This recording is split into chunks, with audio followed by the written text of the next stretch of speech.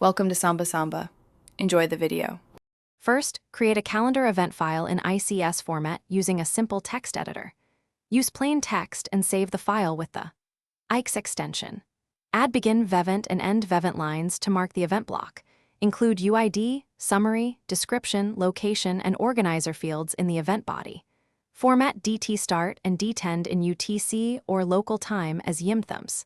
Specify time zones or use Z to mark UTC for clarity. Save the file using a descriptive file name. Next, open Outlook and compose a new email message for the invite.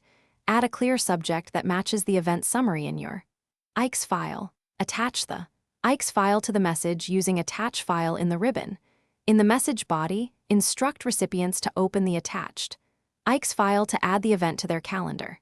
Mention the event date and start time like April 15, 2026 at 14:00. Send the message to recipients or a distribution list as needed.